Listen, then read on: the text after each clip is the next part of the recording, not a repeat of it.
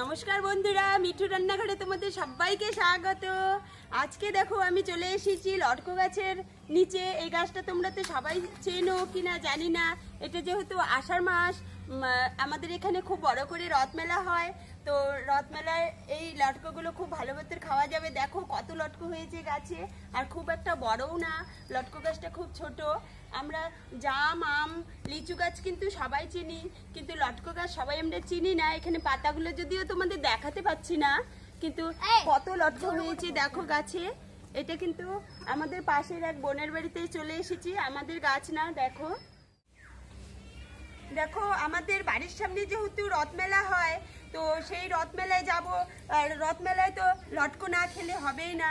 রথমেলাতে গেলেই লটকোর কথা মনে পড়ে যায়। আর সাধারণভাবে রথমেলায় গেলেই আমরা লটকো খাই, কিন্তু এখন আমাদের এই যে বাড়ির সামনে যেহেতু লটকো গাছ হয়েছে, আমরা খুব খুশি। দেখো কত লটকো হয়ে আছে। দেখো এই যে লটকোগুলো আজকে ফেলে দিলাম, আজকে রথযাত্রা। দেখো কত লটকো হয়েছে আমাদের। হ্যাঁ, আরো লটকো আছে, এদিকে চলে।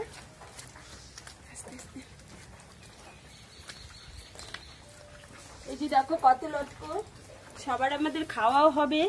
আর এগুলো আজকে যেহেতু রথযাত্রা, তো এই লটকোগুলো রথমেলায় নিয়ে যাবো। বাড়ির সামনেই আমাদের রথমেলা হয়। দেখো কত লটকো।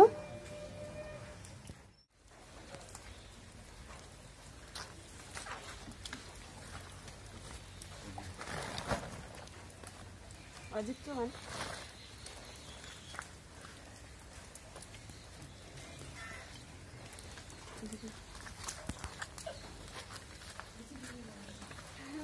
ছাতিটা সরাই নাও না।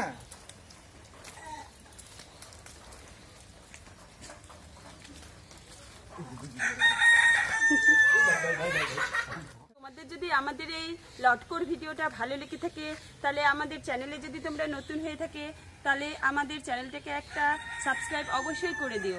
তোমরা সবাই ভালো থাকবে, সুস্থ থাকবে। ধন্যবাদ।